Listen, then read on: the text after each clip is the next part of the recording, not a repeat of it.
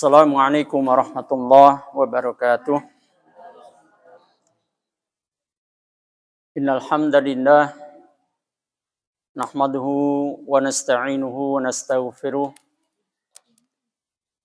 na'udzu billahi min sururi anfusina wa sayyiati a'malina. May yahdihillahu fala mudilla lahu wa may yudlil fala hadiyalah.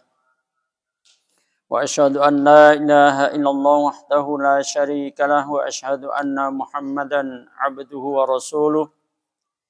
Ya ayyuhalladzina amanu taqullaha haqqa tuqatih wa la tamutunna illa wa antum muslimun. Ya ayyuhan nasu taqu rabbakumul ladzi khalaqakum min nafsin wahidah wa khalaqa minha zawjaha وبث منهما رجالا كثيرا ونساء واتقوا الله الذي تساءلون به والأرحام إن الله كان عليكم رقيبا يا أيها الذين آمنوا اتقوا الله وقولوا قولا سديدا يصلح لكم أعمالكم ويغفر لكم ذنوبكم ومن يطع الله ورسوله فقد فاز فوزا عظيما وبعد فإن أصدق الحديث كتاب الله وخير الهدي هدي محمد صلى الله عليه وسلم وشر الأمور محدثاتها وكل محدثة بدعة وكل بدعة ضلالة وكل ضلالة في النار. Allahumma salli ala Muhammad wa ala alihi wa ashabihi wa man tabi'ahum bi ihsani ila yaumil qiyamah. Faqala Allah ta'ala fil Qur'anil Karim, syahru Ramadan alladzi unzila fihi al-Qur'anu hudan lin-nasi wa bayyinatin minal huda wal furqan al-ayah.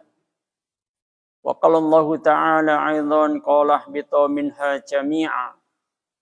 Ba'dukum li ba'din adu fa imma ya'tiyannakum minni huda faman ittaba'a hudaya fala yadhillu wala yashqa.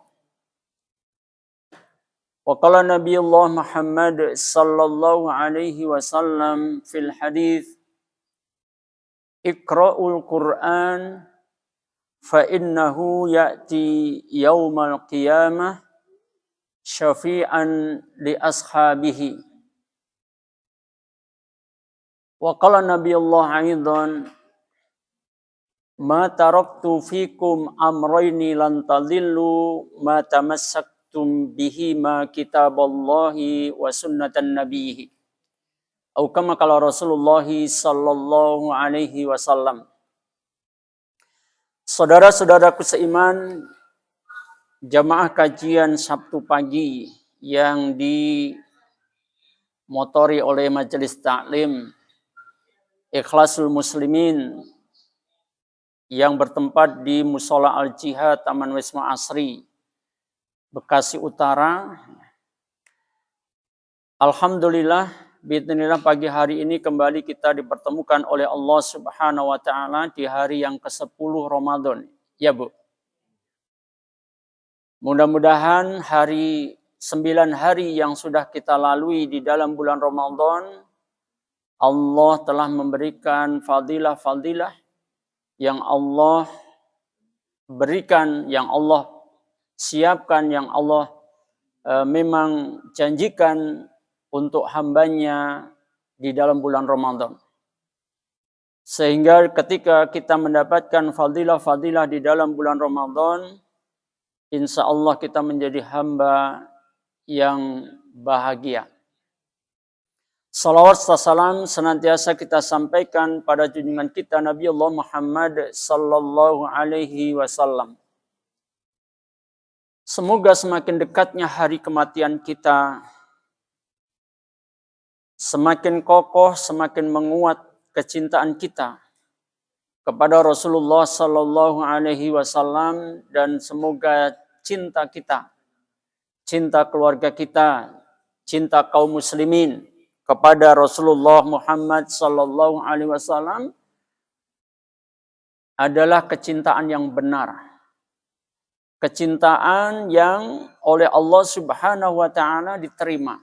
Sehingga dengan asbab kecintaan kita kepada Rasulullah sallallahu alaihi wasallam tersebut menjadi asbab kita akan bersama Rasulullah sallallahu alaihi wasallam di surga Allah taala. Saudara-saudaraku seiman yang insyaallah dimuliakan Allah Subhanahu wa taala, di hari yang ke-10 bulan Ramadan ini kita akan mengangkat tema bersama Al-Quran kita bahagia. Bersama Al-Quran kita bahagia. Ibu-ibu dan bapak-bapak sekalian, baik yang langsung hadir di Mushola Al-Jihad ataupun yang mengikuti dari kediaman masing-masing, termasuk yang di Surabaya ini sudah gabung. Allah Subhanahu wa taala di dalam surat Al-Baqarah ayat yang ke-185, dan tentu saja ini adalah ayat yang menunjukkan bahwa di dalam bulan Ramadan itu diturunkannya Al-Quran. Kita tidak membahas tentang proses turunnya ya, tetapi ini berita yang tentu tidak boleh kita ragu-ragu bahwa di dalam bulan Ramadan lah diturunkannya Al-Quran. Sebagai mufassir menyatakan bahwa, dan kesepakatan tentu saja yang paling kokoh, turunnya yang dimaksud Al-Quran dalam bulan Ramadan dalam ayat ini adalah dari Lauful Mahfud ke langit dunia. Sementara kepada Rasulullah Sallallahu Alaihi Wasallam tentu turunnya Al-Quran itu bertahap, ya, sesuai dengan asbabnya masing-masing. Kembali kita tidak membincangkan tentang proses turunnya Al-Quran, karena kita akan membahas kebersamaan kita dengan Al-Quran akan menghantarkan kita berbahagia. Saudaraku seiman yang insya Allah dimuliakan Allah Subhanahu wa taala, Al-Quran adalah petunjuk dari Allah Subhanahu wa taala. Jelas di dalam ayat yang mulia tadi Allah menyatakan Syahrul Ramadan alladzi unzila fihi al-Qur'an hudal linnasi wa bayyinatin minal huda wal furqan. Ayat yang mulia ini jelas Allah Subhanahu wa taala memberitahukan kepada kita bahwa diturunkannya Al-Quran mempunyai fungsi untuk menjadi pedoman kehidupan bagi manusia. Tentu kita tidak syak, kita tidak ragu lagi bahwa Allah adalah zat pencipta jagat raya ini, termasuk diri kita. Bahkan kita sering juga membaca Malikin Nas, ya, bahwa Allah itu adalah raja manusia. Kalau seorang raja itu dia memiliki kewenangan untuk mengatur, juga memiliki kewenangan untuk menghukum, ya, memiliki kewenangan untuk membuat aturan yang harus taati oleh, kalau bahasa dunia ini ya, bahasa manusia, yang harus ditaati oleh rakyatnya, dan sang raja juga yang punya kewenangan untuk memberikan hukuman kepada rakyatnya manakala dia melanggar aturannya. Paham ya Pak, Bu? Malikin Nas, ya.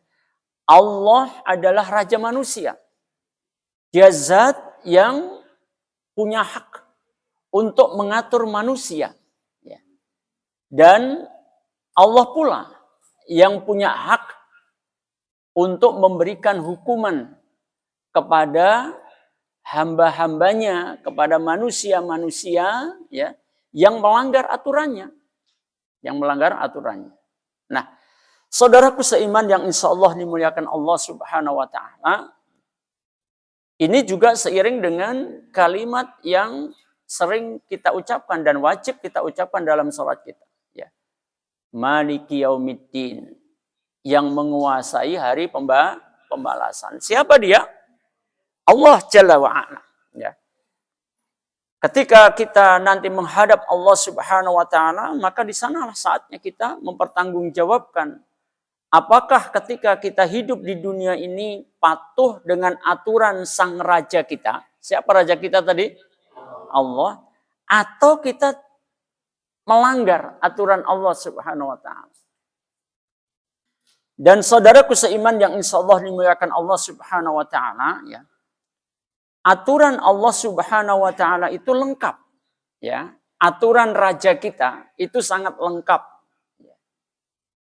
Kelengkapan aturan Allah ini sering saya ungkapkan, ya.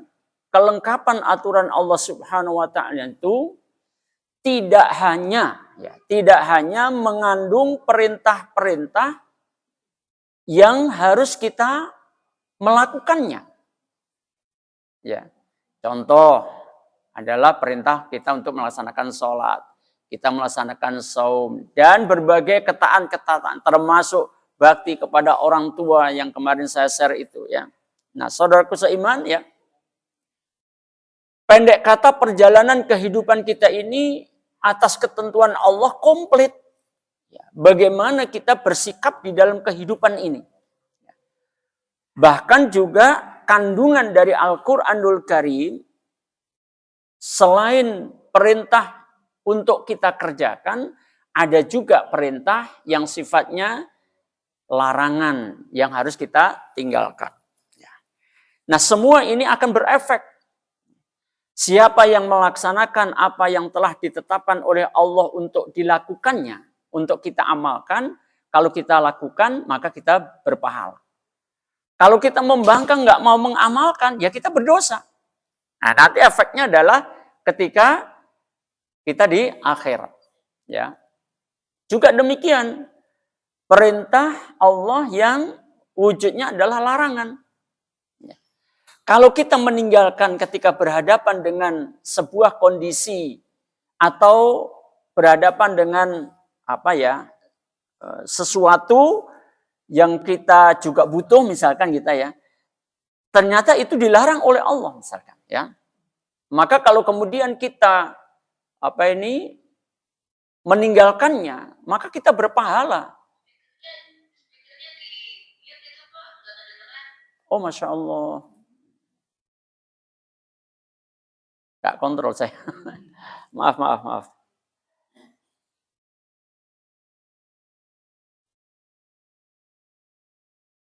Ya, jeda dulu sebentar, ya. Biar teknikalnya menyiapkan dulu. Ya, sudah. Maaf ya, yang di rumah, Masya Allah, jadi sudah didengar Ibu, Bapak sekalian yang ikut dari rumah? Sudah ya, Alhamdulillah. Jadi saya ulang, terpaksa saya ulang, ya. Ibu-ibu yang ikut langsung di Mushola Al-Jihad bila tambah kelotokan. Tapi nggak usah dicatat ulang. Catat ulang nanti makin tebal bukunya. Ya. Nah, saudaraku seiman, ya, Al-Quran adalah dinyatakan oleh Allah hudal linnas. Dalam surat apa tadi? Surat Al-Baqarah ayat 185. Ya. Jelas petunjuk kehidupan bagi manusia. Lengkap Allah menurunkan petunjuk kehidupan bagi manusia ini, mulai dari aturan Allah yang isinya adalah perintah untuk kita laksanakan, kita amalkan. Ada wujud perintah yang sifatnya larangan yang harus kita tinggalkan. Nah, saudaraku seiman, maka kebahagiaan kebersamaan kita dengan Al-Quran itu akan wujud nanti, ya. Satu, kalau kita mentaati perintah Allah yang wujudnya adalah perintah untuk kita lakukan. Misalnya, kita diperintahkan puasa, kita puasa. Kita diperintahkan untuk sholat, kita sholat. Kita diperintahkan untuk bakti kepada orang tua, bakti kepada orang tua. Kita diperintahkan untuk baik dengan tetangga dan seterusnya, ya. Kalau kita mengamalkannya, maka kita berpahala. Kalau kita tinggalkannya, maka kita berdosa. Maka Malikin Nas, raja manusia, berhak untuk menghukum kita kalau kita berdosa. Ini sampai di situ dulu, kita belum masuk pada poin yang kelengkapan berikutnya ya. Karena tadi saya awali dengan Allah sebagai Raja manusia, dia memiliki kewenangan untuk mengatur manusia, juga memiliki kewenangan untuk menghukum manusia. Bahkan memberikan, kalau tadi saya sebut bahasa dunia itu rakyat raja itu taat, raja bisa memberikan hadiah gitulah ya. Kalau kita kepada Allah, ya diberi pahala oleh Allah Subhanahu wa taala. Nah, pahala itu akan menjadikan kita bahagia. Nah, saudaraku seiman yang selalu dimuliakan Allah Subhanahu wa taala, Malikin Nas, Raja manusia, menurunkan pula perintahnya yang wujudnya larangan. Yang manakala kita mendapatinya, kita bertemu dengan keadaan atau sesuatu, padahal kita membutuhkannya, tetapi ternyata itu dilarang oleh Allah. Maka kemudian kita meninggalkannya karena kita taat kepada Allah, taat kepada Raja kita, maka sikap kita meninggalkan itu, kita berpahala. Ya. Tetapi kalau kita tetap mengikuti kehendak hawa nafsu kita, padahal kita tahu itu dilarang, ya kita berdosa. Nah, saudaraku seiman, ya, kenapa sih kok tadi saya tekankan, ketika kita berhadapan dengan sesuatu, contohnya begini ya, apa bedanya kalau ibu melihat minuman keras dijual di sebuah toko, tapi ibu cuma melintas gitu aja, ibu tahu nih ini minuman keras gitu. Ibu menghindari juga, bukan, ibu tidak niat untuk menghindari karena memang lewat gitu ya. Dia tahu, oh itu minuman keras gitu ya. Kira-kira dapat pahala enggak ibu? Dalam amal yang seperti itu. Coba ibu sekarang diganti. Minuman keras itu disuguhkan ke ibu. Ya. Disuguhkan ke ibu. Kemudian ibu menolaknya dengan keyakinan ini dilarang oleh Allah. Maka itulah yang berpahala. Karena ada asbabnya gitu loh ya. Ada asbabnya. Makanya saudaraku seiman, orang-orang yang kemudian ya, melibatkan dirinya untuk mengadakan sarana sesuatu yang sebenarnya itu dilarang oleh Allah, maka dia akan menanggung dosanya. Ya. Orang-orang yang kemudian terjebak dalam perbuatan larangan. Ya, seperti minuman keras di daerah di wilayah Indonesia bahkan diresmikan, ya nggak apa-apa dan sebagainya, masya Allah ya. Nah, saudaraku, karena ingat tadi kita bicaranya adalah hudal linnas, petunjuk kehidupan bagi manusia. Jadi semua manusia harus terikat dengan peraturan Allah Subhanahu wa taala. Kalau beberapa waktu yang lalu ada ser-seran seorang ustadz itu ya, yang dia memancing gitu ya, memancing kesadaran kita sebenarnya. Pulau Jawa ciptaan siapa gitu kan? Terus Sumatera ciptaan siapa? Terus dunia ini ciptaan siapa? Ciptaan Allah. Berarti kalau begitu siapa yang berhak mengatur dunia ini? Ya yang menciptakan, gitu loh.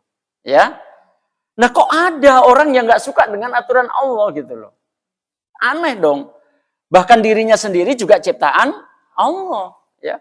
Kalau memang kita mengakui bahwa kita diciptakan oleh Allah, ya kita harus manut dengan aturan Allah yang menciptakan kita. Tadi saya berangkat dari Malikin Nas tadi. Nah, saudaraku seiman yang insya Allah dimuliakan Allah Subhanahu wa taala, ya. Maka ketika kita berhadapan dengan hal-hal yang memang itu dilarang oleh Allah walaupun kita mungkin membutuhkannya. Kalau tadi tentu contoh minuman keras ya kita nggak membutuhkan ya. Ada nggak kira-kira yang kita membutuhkannya tapi dilarang oleh Allah gitu? Apa contohnya kira-kira? Hah? Riba. Iya, ini dilematis. Ya, betul-betul dilematis ini ya. Sampai bagaimana ya nanti di akhir zaman kita biarpun menghindari riba, tetap aja kita kena debunya riba. Masya Allah, luar biasa, saudaraku seiman, ya. Makanya sampai ada siapa itu Ustaz siapa yang menceritakan ketika menerima tamu dari seorang ulama, ya tamunya, kemudian diajak untuk masuk ke bank, ya, kemudian ada keperluan dengan transaksi dengan bank gitu ya. Kemudian dia nanya, ini bank apa ini? Gitu ya, intinya gitu loh. Ya, bank intinya tuh mengarah kepada ribawi atau enggak ini operasional banknya ribawi. Ternyata sang ulama minta keluar dari ruangan yang ber-AC itu. Kalau kamu transaksi di dalam, saya nggak mau intinya maunya di luar aja. Kenapa? Karena AC ini juga AC yang bukan ini ya, AC yang di bank tadi, di ruang bank tadi dibiayai dari hasil riba. Nggak mau beliau menikmati gitu loh. Sampai seperti itu Ibu Rahmatullah ya. Nah, tapi kadang-kadang kita menganggap enteng, bahkan beberapa waktu yang lalu terjadi perdebatan ya. Ada yang berpendapat bahwa kalau bank konvensional ini sedikit ini dikelola oleh pemerintah maka halal. Oh, ini dalil dari mana ini, Masya Allah ya? Kalau dikelola pemerintah jadi halal. Sampai saya pertanyakan, kalau minuman keras diproduksi oleh pemerintah, apa menjadi halal? Dia nggak bisa jawab, berkilah saja. Masya Allah. Sampai kemudian saya pancing, kalau memang sahih, ya, kalau memang sahih, ya, riba dikelola oleh pemerintah itu menjadi halal, kenapa mesti ada bank syariah? Halo? Kita nggak ngomongin bagaimana dalamnya bank syariah loh ya. Pokoknya ketika ada bank konvensional, ini dulu pernah kita bahas ini. Kemudian ada bank konvensional, ribawi, kemudian dimunculkan bank syariah. Waktu itu masih gitu ya. Ada BNI Syariah, BRI Syariah, gitulah ya. Sekarang kan udah disatukan. Yang jelas dimunculkan lembaga perbankan syariah. Apa jenengan nggak merasa itu? Berarti bank konvensional ini ada masalah ini sebenarnya nih. Lah kalau memang ini dianggap nggak bermasalah, ngapain munculkan bank syariah? Repot-repot amat, tetap aja di sini. Halo? Paham Ibu ya? Mesti begitu. Tapi ini orang ngengkel. Di masjid lagi ngomongnya begitu. Ya Allah subhanallah. Baik ya.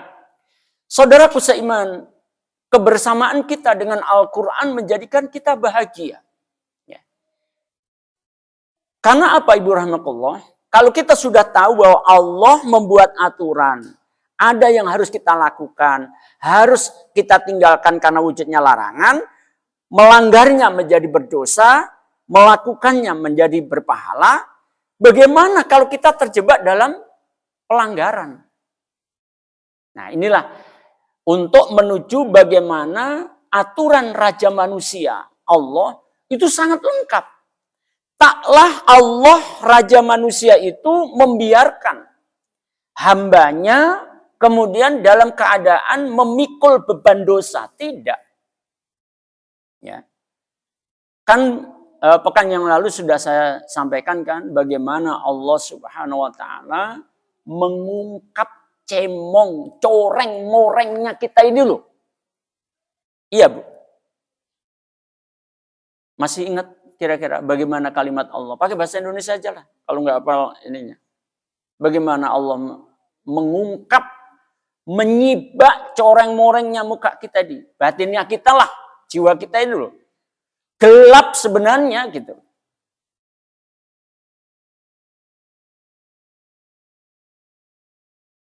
Itu loh. Yang kemudian Allah memberitahukan. Innakum tukhti'una bil-laili wan-nahar. Apa itu? Sesungguhnya kalian banyak berbuat salah malam hari, siang hari. Coba tuh. Ya. Bagaimana keadaan kita sebenarnya? Malu kita di hadapan Allah Subhanahu wa taala. Tapi Allah Raja kita begitu penuh kasih sayang. Bahkan dalam hadis qudsi itu kemudian Allah memberikan jaminan. Wa ana aghfiru dzunuba jami'an. Betapapun hambanya yang namanya manusia itu, ya ibadi, wahai hambaku. Ketika Allah sudah membongkar keadaan kita yang coreng-moreng, beban dosa yang luar biasa ini, tapi Allah tetap memberikan pengharapan. Wa ana aghfiru dzunuba jami'an. Dan aku siap mengampuni semua dosa. Coba, Ibu rahimakumullah. Kurang sayang Allah. Kurang sayang apa Allah kepada kita? Inilah kelengkapan yang ketiga. Ketika Allah sudah menetapkan perintah, ada perintah yang harus kita lakukan. Ada perintah yang harus kita meninggalkannya. Wujudnya larangan, dan kemudian apalagi nanti kita bertemu adanya pertempuran antara manusia dan iblis. Sehingga kemudian keterjebakan manusia atas kekalahannya melawan iblis itu menjadikan manusia berdosa. Coba seandainya Allah tidak melengkapi dengan syariatnya yang lain, cukup dengan perintah untuk dilakukannya oleh hambanya. Cukup perintah yang dilarang-larang saja. Tidak dilengkapi dengan yang ketiga yang belum saya ungkapkan ini. Aku yakin kita masuk neraka semuanya. Ibu rahmatullah. Aku yakin kita tidak akan meraih kebahagiaan di akhirat. Makanya Allah Subhanahu wa ta'ala telah memberitahu kepada manusia yang saat itu Adam dan Hawa. Taklah Allah itu membiarkan begitu saja. Apakah Adam dan Hawa melakukan kesalahan? Iya, melakukan kesalahan. Coba kalau tidak dilengkapi dengan kelengkapan yang ketiga. Yang belum saya ungkapkan nih. Kira-kira Adam dan Hawa masuk neraka enggak? Masuk neraka pasti. Kalau enggak dilengkapi. Ya. Makanya kemudian dilengkapi oleh Allah yang Maha Pengasih lagi Maha Penyayang. Allah Maha Pengampun. Ya. Apa itu wujudnya? Syariat tentang taubat. Syariat untuk menuntun agar hamba-hambanya yang terlanjur berbuat kesalahan, melanggar perintah Allah, disuruh ngerjain gak dikerjain, dilarang malah dikerjakan, semuanya mengakibatkan dosa. Ya. Maka kemudian dilengkapilah oleh Allah, ya. Wujudnya adalah pengampunan, jalan pengampunan. Coba Ibu buka lagi. Ini sudah sering kali kita membacanya surat An-Nisa. Setidak-tidaknya surat An-Nisa ayat 110 itu. Ya. Surat An-Nisa ayat 110.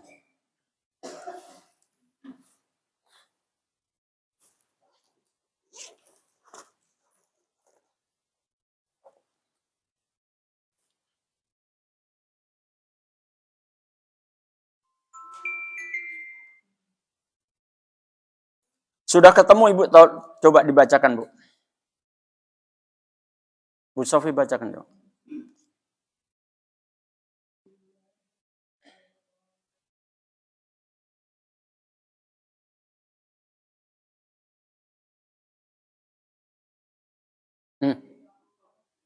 Kok?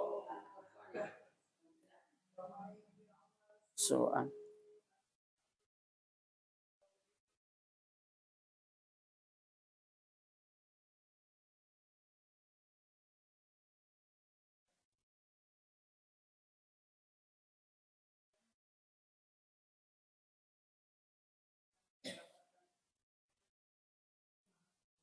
Inilah ayat kelengkapan yang ketiga di antaranya. Banyak ayat-ayat yang seperti ini. Wa may ya'mal su'an aw yadlim nafsahu. Siapa di antara kita yang tidak pernah melanggar aturan Allah? Terlebih ketika Allah sudah memberitahukan kepada kita, innakum tukhti'una bil laili wan nahar. Sesungguhnya kalian itu banyak berbuat salah malam hari, siang hari. Meski Allah tidak merinci perbuatan salah apa itu. Bahkan kemarin terjadi diskus juga yang cukup lama antara Ustadz Hendrawan Zulkarnain, ada saya juga, kemudian ada seseorang yang macam-macam lah. Akhirnya bagaimana kita kalau syarat sahnya ibadah dikaitkan dengan perbuatan kita yang menyertai perjalanan mau ibadah itu.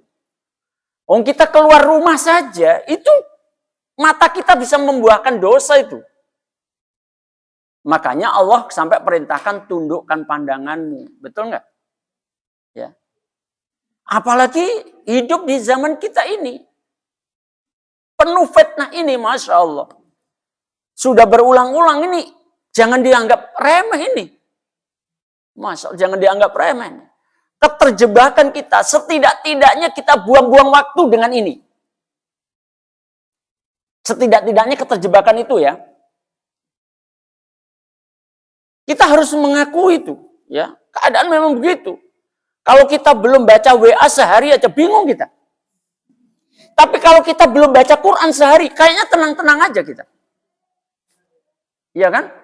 Bahkan bangun tidur itu maunya kayaknya HP aja yang dipegang.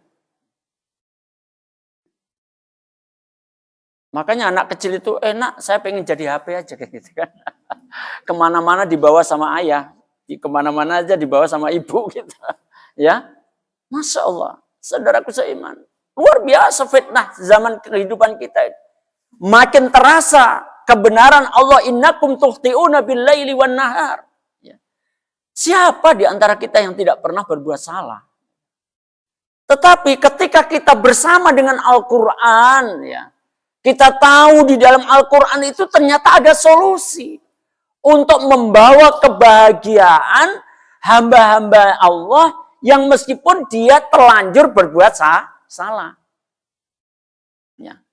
Pokoknya dengan Al-Quran itu kita akan bahagia saja. Ya.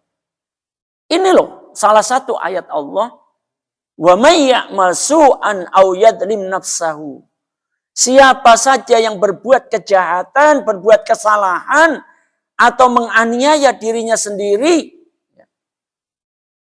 Apa solusinya kalau sudah berdosa? Tsumma yastaghfirillah. Kemudian dia minta ampunan kepada Allah. Semakin terasa sudah kita ungkapkan, sudah kita bahas, apalagi ketika Allah mempertemukan kita dengan bulan Ramadan. Semakin terasa banget ayat ini, Masya Allah. Ya.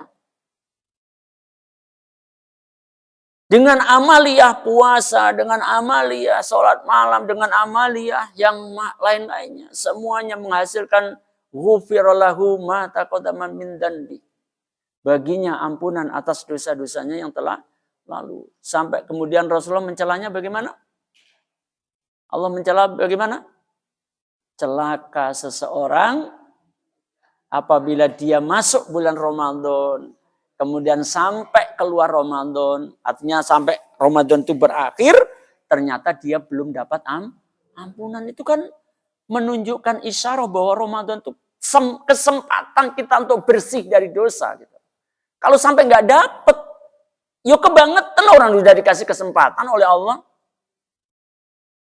Nah, saudaraku seiman yang insyaallah dimuliakan Allah. Tsumma yastaghfirillah, kemudian dia minta ampunan kepada Allah, yajidillaha ghafurur rahimah. Ya. Niscaya dia akan mendapati Allah itu Maha Pengampun lagi Maha Penyayang. Maksudnya adalah karena kita minta ampunan kepada Allah, maka kita akan diampuni oleh Allah. Makanya sifatnya orang yang bertakwa yang kemudian nanti akan ditempatkan di tempat yang penuh kebahagiaan sudah diceritakan oleh Allah juga. Yaitu kebersamaan kita dengan Al-Quran sehingga kita tahu gitu loh. Surga tempat kebahagiaan kan disiapkan untuk siapa? Untuk hambanya yang bertakwa.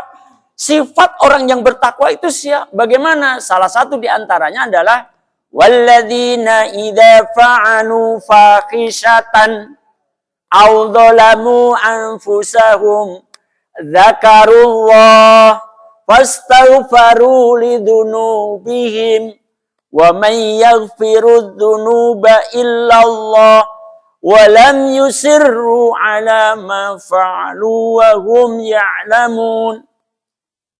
Surat apa ayat berapa ini? Surat Al-Imran ayat 135. 135 ya. Yang tiga-tiga itu orang berkaitan dengan uiddat lil muttaqin. Seruan untuk bersegera menuju ampunan Allah. Wasari'u ila maghfiratin mir rabbikum wa jannatin arduha as-samawati wal ard uiddat lil muttaqin gitu ya. Nah, saudaraku seiman, ya, surga disiapkan untuk orang-orang yang bertakwa. Dan orang yang bertakwa itu tidaklah orang yang nggak punya dosa sama sekali. Mesti pernah berbuat dosa gitu loh. Ya. Mesti pernah berbuat dosa.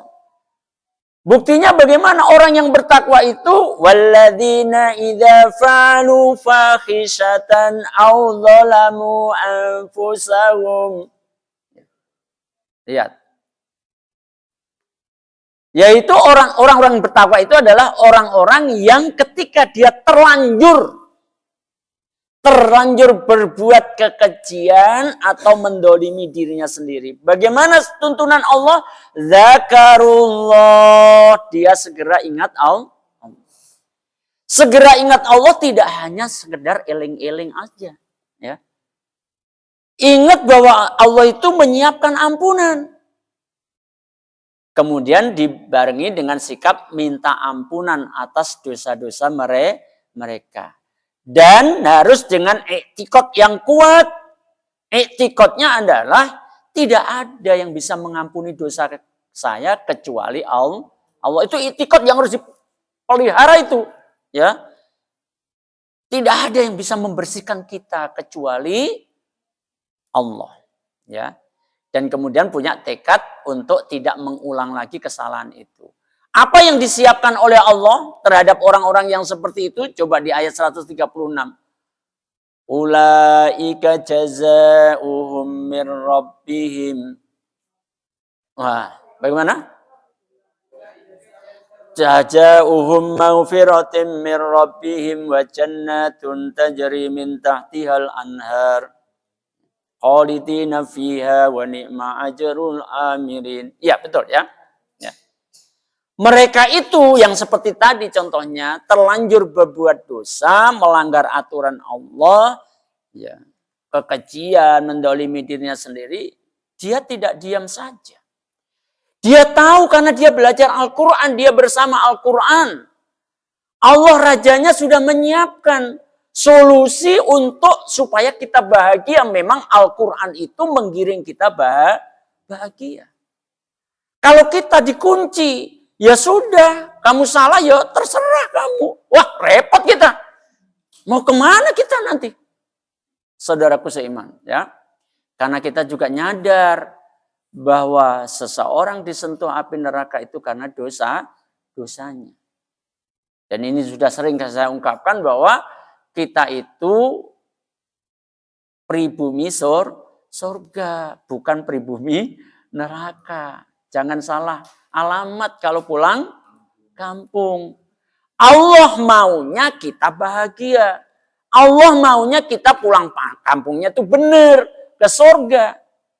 Tetapi kalau ada penghalangnya, yaitu adanya dosa pada diri kita, tentu kalau tidak dibersihkan ya kita nggak akan bisa pulang kampung yang sebenarnya. Ya kita berarti tersesat nanti. Makanya Allah maunya kita pulang kampung yang benar. Selamat, bahagia. Allah berikan solusinya. Itulah aturan Allah yang ketiga. Yaitu memberikan ayat-ayat tentang taubat. Ya. Bahkan bagaimana kita mendapatkan ayat Allah Subhanahu wa Ta'ala. Ya. Sebagaimana yang sudah kemudian dikomentari oleh Abdullah bin Mas'ud radhiyallahu anhu bahwa ayat ini adalah ayat yang paling menggembirakan. Ayat yang paling menyenangkan di antara ayat-ayat Allah. Di antara ayat-ayat Allah, ayat ini yang paling menggembirakan. Yang mana kira-kira? Kalau tadi surat An-Nisa ayat 110, iya ada kesan. Tapi Abdullah bin Mas'ud tidak mengomentari ayat itu. Ada satu ayat yang sekian tahun yang lalu pernah jadi hafalan kita. Mudah-mudahan masih ada hafalan itu. Ya. Surat Az-Zumar ayat 53. Qul ya ibadiyalladzina asrafu ala anfusihim la taqnatu mir rahmatillah. Innallaha yaghfirudz dzunuba jami'an. Innahu huwal ghafurur rahim. Surat ke-39 ayat 53. Kirain tersimpan udah, Mas, hafalannya kan udah sekian tahun yang lalu. Ya karena sudah lama Ustaz, jadi lupa gitu. Ya, saudaraku seiman yang insya Allah dimuliakan Allah Subhanahu wa taala, ya. Lihat solusi yang diberikan oleh Allah. Kalau kita bersama dengan Al-Qur'an, kita mengetahui ayat itu sehingga menjadikan kita punya harapan untuk bahagia kita. Tapi kalau kemudian kita nggak tahu, Masya Allah. Ya. Dan Allah dalam ayat ini justru memanggil. Ya katakanlah kalau tadi kita membaca kembali hadis ya ibadi innakum tukhti'una bil laili wan nahar. Berarti kita termasuk orang-orang yang melampaui batas kan? Karena kita tiap hari berbuat sama. Melanggar batas-batas aturan Allah Subhanahu wa taala. Dan ayat ini jauh lebih hebat karena asbabnya adalah hamba yang pelanggaran atas aturan Allah itu kebangetan bahasa kita. Gitu ya. Kebangetan bahasa kita. Ya. Molimo kata orang Jawa nih, kalau ada yang ikut dari Surabaya nih, molimo dilakoni gitu. Masya Allah. Ya. Molimo dilakoni. Apa itu molimo dilakoni, Mbak Wi? Wong Sidoarjo lho apa? Hah? Molimo. Mabuk, madon apa lagi. Wes pokoknya biang kerok dosa dilakoni kabeh. Masalah coba. Madat itu minuman keras tuh. Nah, saudaraku seiman ya. Maka Allah taklah membiarkan, lihat ini, kebahagiaan orang yang bersama dengan Al-Quran. Allah tidak membiarkan hambanya itu bergelimang dengan dosa yang begitu berat. Makanya dipanggilnya gimana? Ya ibadiyalladzina asrafu ala anfusihim. Wahai hambaku yang melampaui batas. Yang melampaui batas atas diri mereka sendiri. Israf dalam berbuat maksiat. Berlebihan di dalam berbuat maksiat. Insya Allah kita tidak sampai seberat itu. Insya Allah. Dan saya yakin, saya jamin kita tidak seberat itu. Ya, kenapa? Emangnya jenengan pernah membunuh orang? Hah? Halo? Boro-boro membunuh. Melihat copet, dipukulin gitu aja udah nggak mentolok. Ya kan? Udah nggak tega gitu. Padahal itu copet gitu ya. Nah, saudaraku seiman, asbab turunnya ayat 53 dari surat Az-Zumar adalah budak Wahsy kala itu belum masuk Islam. Ya, telah berbuat aniaya terhadap jenazah paman Rasulullah Sallallahu Alaihi Wasallam. Yang membunuh juga dia juga, tapi pembunuhannya itu di peperangan, ya di peperangan. Ya perang itu antara membunuh dan terbunuh. Ya. Tetapi dia telah melakukan aniaya terhadap jasad Hamzah radhiyallahu anhu, dibelah dadanya, dikeluarkan jantungnya, ya, disayat-sayat, bahkan sampai jantungnya mau dikunyah. Tetapi kemudian mengeras atas izin Allah, kemudian diluntahkan kembali. Nah, saudaraku seiman yang insyaallah dimuliakan Allah Subhanahu wa taala, ya. Taklah Allah membiarkan hambanya memikul beban dosa yang begitu amat sangat berat. Allah kemudian memberikan semangat untuk bangkit dari keterpurukan supaya hambanya itu bahagia bersama Al-Qur'an, akan bahagia. Diberikan petunjuk, aturan di dalam Al-Quran sebagai hudal linnas, petunjuk kehidupan manusia. Ketika manusia itu terpuruk dalam perbuatan salah, dibangkitkan oleh Allah semangatnya untuk menuju ke kebahagiaan itu. La taqnatu mir rahmatillah. Janganlah kamu putus asa dari rahmatnya Allah. Coba Ibrahim. Rahmat secara umum aja. Bukan rahmat ini loh ya. Rahmat secara umum aja. Adalah kasih sayangnya Allah. Coba. Jangan kamu putus asa dari kasih sayangnya Allah. Tentu makna khos bagi orang yang memikul dosa berat. Beban dosa yang sangat berat. Rahmat Allah bermakna khusus adalah maghfirahnya Allah. Ampunannya Allah. Makanya kemudian dijelaskan oleh Allah. Apa bentuk rahmat yang jangan sampai hambanya yang terlanjur berbuat israf dalam kemaksiatan, melampaui batas, berlebihan di dalam berbuat maksiat, maka jangan sampai dia putus asa, untuk meraih kebahagiaan. Nah, kan dia dosa, makanya dituntun oleh Allah supaya dia bahagia. Ya prosesnya dia harus dibersihkan dosanya. Betul Ibu? Ya kalau dia dibiarkan berdosa ya nggak akan bisa bahagia dia. Yang tadi kita simpulkan bahwa kalau Allah tidak memberikan kelengkapan syariatnya yang ketiga yaitu tentang taubat, niscaya kita masuk neraka semua. Bahkan Adam pun juga akan masuk neraka. Ya, makanya tadi kita belum baca surat Toha ayat 123 tadi ya. Saya sudah menyebut sebenarnya tadi. Nah, saudaraku seiman ya. Maka kemudian dilengkapi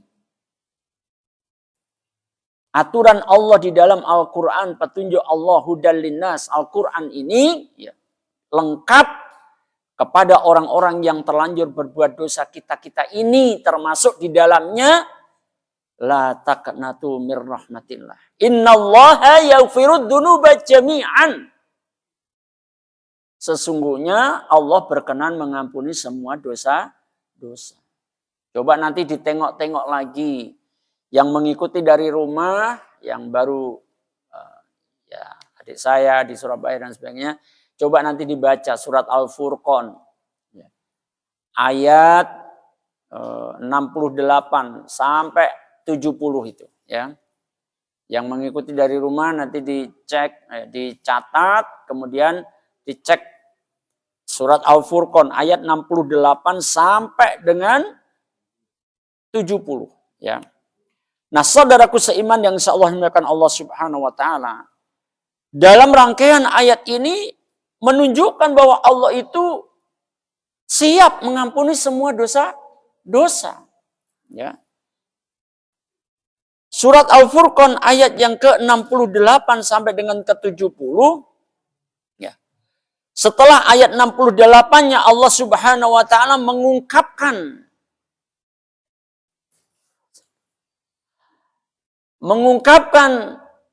pelaku kesyirikan, pelaku membunuh orang, pelaku perzinahan, ya. Yang kemudian diancam oleh Allah dengan ancam yang menghinakan, yang berlipat ganda, dan diancam dengan kekekalan dalam kehinaan itu. Tapi coba lihat di ayat 70-nya. Setelah Allah mengancam seperti itu. Apakah Allah membiarkan ketika hambanya itu masih hidup untuk supaya tidak bahagia? Enggak. Padahal musyrik itu adalah dosa besar yang paling besar nomor wahid. Tapi tetap diberikan harapan oleh Allah untuk mendapatkan ampunannya. Asal dia mau tobat. Ini lihat.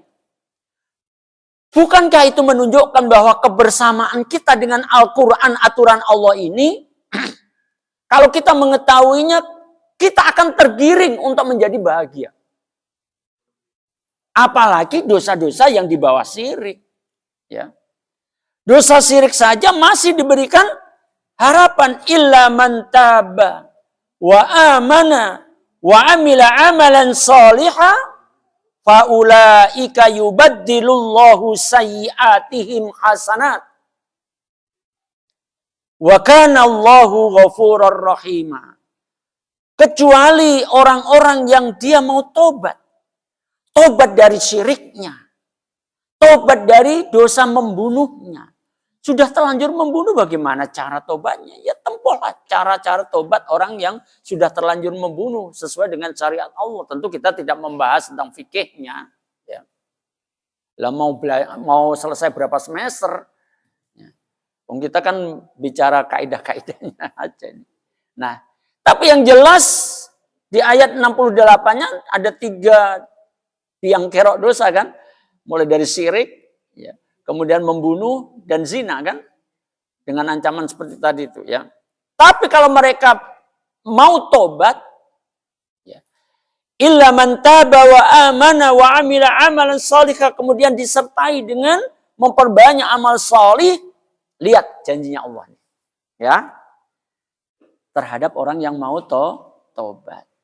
Ulaika yubaddilullahu sayyi'atihim hasanat. Maka mereka itulah yang akan diganti oleh Allah. Siapa mereka tuh?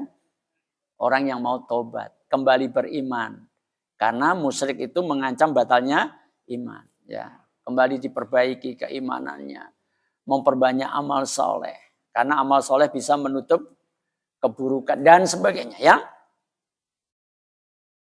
Yubaddilullah. Allah akan menggantinya. Apa yang diganti oleh Allah? Sayyi'atihim. Kejahatannya, keburukannya. Keburukan yang mana? Keburukan syirik, keburukan membunuh, keburukan zina. Ini contoh tentang biang kerok dosa. Tapi kan banyak kita melakukan dosa-dosa yang di bawah itu. Itulah apalagi dosa-dosa yang di bawah itu. Kemudian kita tobat, maka Allah akan mengganti kejahatan kita, mengganti keburukan kita dengan hasanat, dengan kebaikan-kebaikan. Bukankah pernah kita bahas ayat ini di antara para ulama, kemudian menjelaskan hasanat, penggantian yang dilakukan oleh Allah atas kejahatan hambanya yang mau tobat, kejahatannya itu akan diganti dengan kebaikan. Wujud yang pertama adalah tumpukan dosa itu dirubah menjadi tumpukan pahala. Masya Allah. Ibu bisa bayangkan dengan tobat kita. Ya. Mumpung nih bulan Ramadan ini Masya Allah. Kesempatan ya. Dengan tobat kita Allah mengganti. Nggak tahu seberapa tinggi tumpukan dosa kita. Diganti oleh Allah menjadi pahala. Ya. Tobat seseorang juga dimaknai bahwa pasti tobat orang itu karena apa? Kalau ibu tobat, kalau ibu istighfar, kenapa sih? Karena berdosa. Apa yang diinginkan yang dalam istighfar ibu?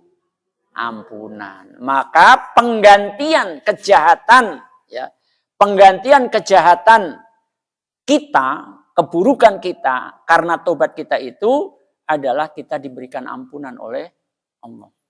Tobat kita. Atau makna juga yang lainnya.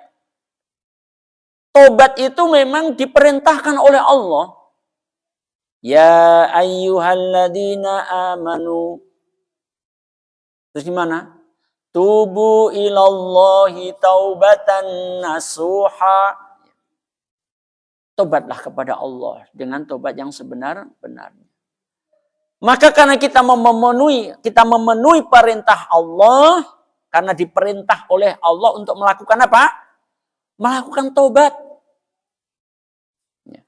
Bahkan nanti kalau ibu baca surat An-Nisa ayat yang ke-31, di akhir ayat itu, ketika setelah Allah bicara tentang perintah untuk menundukkan pandangan dan sebagainya, kan diperintahkan tobatlah wahai orang-orang beriman semuanya. Gitu kan? Berarti orang yang beriman punya dosa enggak?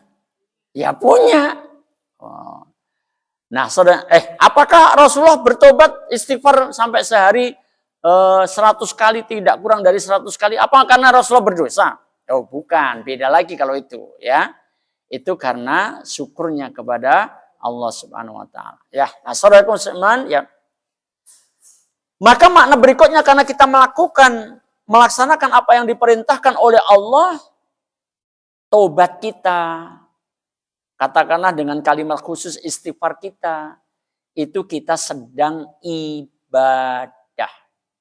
Karena kita sedang ibadah, maka diberikan pahala. Ma'is bin Malik, seseorang yang dia mengaku telah melakukan perzinahan, minta dihukum oleh Rasulullah Sallallahu Alaihi Wasallam, ya, lihat, ketika tentu saya tidak lengkapkan ya ceritanya terlalu panjang nanti ya. Ketika salah satu sahabat, karena ini dosa zina, kemudian dirajam, kemudian ketika lemparan batu terakhir oleh para sahabat, ya, itu kemudian mengakibatkan darah dari kepalanya itu mercik, gitu ya. Mercik kemudian mengena baju salah seorang sahabat, saya lupa nama sahabatnya ini. Ya, kemudian beliau menyatakan Ma'is bin Malik ini orang yang diliputi dosa. Lihat ya, kira-kira logika kita menerima enggak bahwa Ma'is bin Malik yang dihukum rajam ini adalah orang yang diliputi dosa? Logika kita nerima enggak? Gunakan logika dulu. Logika kita nerima enggak? Dia dihukum rajam karena apa? Karena dosa kan? Pernyataan ini kalimatnya benar enggak? Bahwa Ma'is bin Malik ini adalah orang yang diliputi dosa. Benar logika kita. Benar. Tapi jawaban Rasulullah gimana coba? Ya. Karena ini orang tobat loh. Ya, lagi orang tobat loh ini ya. Enggak, bukan bicara tentang ampunan, bicara tentang pahala kalau ini ya. Ketahuilah kata Rasulullah bahwa pahala tobatnya, nah ya, pahala tobatnya Ma'is bin Malik apabila dibagikan kepada adalah yang 70 penduduk Madinah atau hanya penduduk Madinah, kita nggak usah bicara tentang mana yang sahih ya. Tapi kalau dibagikan kepada penduduk Madinah, niscaya mencukupi pahalanya. Coba. Luar biasa. Ya. Jadi tobat itu, ya, amaliyah tobat, yang menjadi sarana kita bersih dari dosa kita karena Allah berjanji, ya, akan mengampuni dosa hamba-hambanya yang mau tobat, sekaligus kita panen pahala. Dan pahalanya tak terhingga, luar biasa. Ya. Nah, saudaraku seiman yang insya Allah dimuliakan Allah Subhanahu Wa Taala, sudah semakin terasa atau belum kebersamaan kita dengan Al-Quran yang merupakan hudal linnas, petunjuk bagi kehidupan manusia dari Allah pencipta manusia? Bukankah itu menunjukkan bahwa kita dibawa untuk bahagia? Bersama kita, ya, bersama Al-Quran kita akan bahagia. Tentu saudaraku seiman, ya, semua itu kembali kepada kita, ya, kembali kepada kita. Walaupun kita mengetahui bahwa ketika kita bersama dengan Al-Quran, ya, ketika kita berinteraksi dengan Al-Quran, membacanya saja itu bisa berpahala, gitu loh, ya. Jangan kemudian kita terjebak dengan kemudian mendakwahkan bahwa kalau tidak ngerti artinya ya nggak ada faedahnya. Ini jelas salah. Ya. Itu bisa dibantah dengan hadis Rasulullah Sallallahu Alaihi Wasallam, man qara'a harfan min kitabillahi falahu bihi hasanatun wal hasanatu bi asyri amsalihha. La aqulu alif lam mim harfun walakin alifun harfun walamun harfun wa mimun harfun. Siapa saja yang membaca satu huruf dari kitabullah, satu huruf dari kitabullah. Kalau kita baca satu huruf dari kitabullah, kira-kira mau diartikan apa coba? Sampean itu loh, baca Quran sampai jambul wanen. Apa tuh jambul wanen? Mbak Wi, apa Mbak Wi jambul wanen? Lah jambulnya enggak ketok kabeh, pancen nutup aurat semua. Sampai jenggotmu memutih. Sampai jadi golongan putih loh, ya. Sampai menjadi golongan putih. Huruf demi huruf Al-Qur'an beliau baca, itu mendatangkan kebaikan, itu harus kita yakini. Walaupun tidak ada maknanya. Jadi membaca Al-Quran tanpa kita mengetahui maknanya itu juga berpahala. Jangan pakai nekan-nekankan harus tahu artinya baru berpahala. Nah, repot orang Indonesia gak kalah terus sama orang Arab kalau gitu. Halo? Ya deh. Ngesakne sing tadarus tok. Ya, Masya Allah. Ini lihat. Apalagi kemudian Rasulullah menekankan ya, bahwa setiap huruf itu akan mendapatkan kebaikan wal hasanatu bi asyri amsalihha. Dan setiap kebaikan itu akan mendapatkan 10 kali lipat pahalanya, ya. Kemudian ditekankan oleh Rasul itu untuk menekankan bahwa setiap hurufnya, ya. Aku tidak mengatakan alif lam mim itu satu huruf. Tetapi alif satu huruf, lam satu huruf, mim satu huruf, ya. Jadi kalau ibu membaca alif lam mim, ada dapat berapa kebaikan? 3 kebaikan. Nilainya kemudian dilipatkan menjadi 30 kebaikan kali 10. Masya Allah. Capek banget. Bismillahirrahmanirrahim. Nun. Selesai. Ada kan ayat itu? Atau kebangetan Pak masa nun, ya udah tambah satu huruf ha mim. Ada kan? Yasin, ya. Terus malulah Pak. Ya udah alif lam mim 3 huruf. Kurang ada apa lagi? Ya udah. Pokoknya huruf-huruf aja yang enggak ada maknanya. Alif lam mim ha kaf. Coba. Masya Allah. Jadi ibu rahimakumullah, inilah kebahagiaan. Kurang bahagia apa kita dengan Al-Quran? Ya. Tapi ingat ibu rahimakumullah, ya. Tapi juga harus disertai dengan tekad untuk mengamalkan Al-Quran. Ya. Kemarin saya terima tamu cerita tentang di kampungnya di Bogor. Ya. Saya tidak usah menyebut nama kampung, karena beliau juga nggak nyebut nama kampungnya lah ya. Oh, cerita tentang anak-anak yang Masya Allah, kalau sudah sore, karena kemarin itu sore datangnya ke rumah ya. Sore itu dia cerita, wah kalau sore senang banget Pak kalau di Bogor itu. Beliau orang Jawa, orang Jogja, cuma kemudian beliau punya kebun di Bogor. Melihat orang kamu senang banget Pak, anak-anak kecil kalau udah sore begini, wah pada ke madrasah, sejuk banget.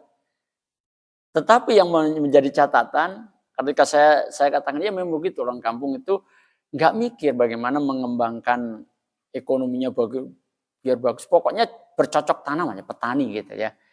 Tapi seiring dengan semangat untuk mengajari anak-anaknya ke madrasah, ternyata di kampung itu istrinya ngomong, tapi banyak malingnya juga. Coba gimana itu coba? Banyak malingnya juga. Sama halnya ibu rahmatullah. Ya, sedikit. Kira-kira kebersamaan kita dengan Al-Quran menjadikan kita bahagia. Kita kaitkan dengan Ramadan. Ya. Ketika Allah Subhanahu Wa Taala memberikan ya, janji bahwa orang yang melaksanakan siyamu Ramadan la'allakum tattaqun. Apa yang kita untuk pribadi dulu, untuk pribadi, apa kebahagiaan apa dengan ketakwaan itu? Yang jelas kalau kita punya ketakwaan itu kita berarti adalah ahli surga. Jelas ya kan? Kemudian juga kita bicara tentang dunia. Kebutuhan kita dunia. Secara pribadi kalau ketakwaan itu ada pada diri kita, apa janji Allah? La fatahna alaihim barokatim minas sama'i wal ard. Ya. Walau anna ahlal qura amanu wattaqau la fatahna alaihim barakatim minas sama'i wal ard. Lihat itu ya. Walaupun ayat ini memang bicara tentang ahlul qura, penduduk negeri, ya. Tapi kita bisa ambil faedahnya. Kalau kita secara pribadi menjadi orang yang beriman dan bertakwa, maka dengan ayat yang ada di dalam Al-Quran ini, Allah berjanji tentang apa? La fatahna alaihim barakatim minas sama'i wal ard. Maka kami bukakan keberkahan ya kepada mereka dari langit, dari bumi. Masya Allah. Coba Ibrahim. Ramadan menguatkan iman kita. Ramadan menggiring kita menjadi orang yang bertakwa. Sekarang coba kita pikirkan. Kan kita katanya suruh mikir negeri ini juga. Halo? Ayat ini bicara tentang ahlul qura.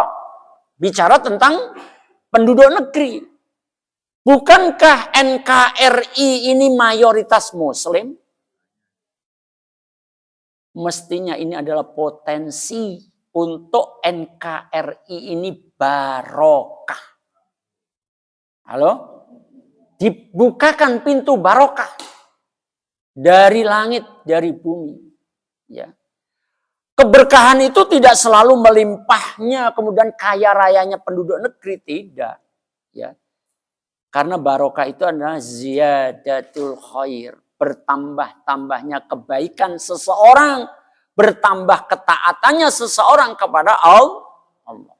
Nah, saudaraku seiman, ini menunjukkan bahwa kebersamaan kita dengan Al-Quran semakin kita bahagia. Nah, saudaraku, ya, tadi karena saya sedikit menyinggung tentang kalau Allah tidak melengkapi dengan syariatnya tentang tobat, Adam dan Hawa pun juga akan masuk neraka.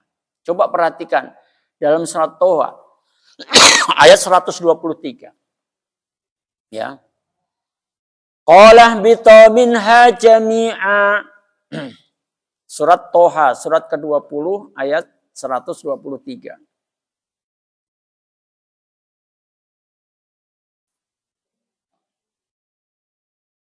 Qala bita minha jami'a. Ba'dukum li ba'din adu fa imma ya'tiyannakum minni huda famanittaba'a hudaya fala yadhillu wala yashqa. Ya. Kita langsung kepada kalimat fa imma ya'tiyannakum minni huda karena ini sudah berulang-ulang kita bahas ya. Ini ayat cerita tentang ketika Adam dikeluarkan dari surga bersama Hawa ya. Termasuk iblis juga dikeluarkan ya.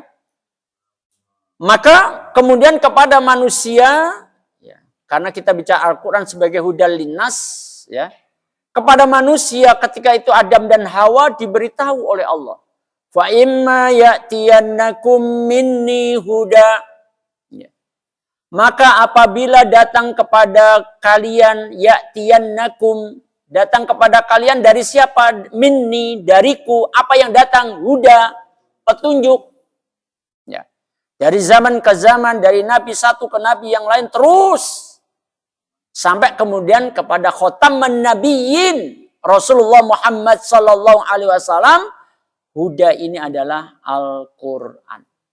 Ya, petunjuk untuk kehidupan manusia. Maka kemudian Allah memberikan jaminan. Fa imma ya'tiyannakum minni huda. Famanittaba'a hudaya fala yadhillu wala yashqa. Maka siapa saja manusia manapun juga, dari belahan bumi manapun juga, mau pesek, mau mancung hidungnya, nggak peduli. Halo? Mau jangkung, mau pendek juga nggak peduli ya dek. Ya. Mau kuning langsat, mau hitam pekat, nggak peduli. Karena itu tidak akan diminta pertanggungjawaban oleh Allah. Ya.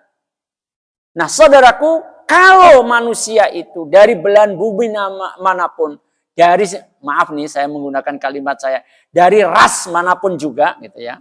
Mau ras Arab, mau ras dari Indonesia, mau ras dari Afrika, enggak.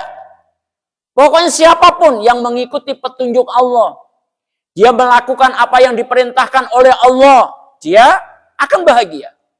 Dia menjauhi larangan Allah, dia akan berbahagia.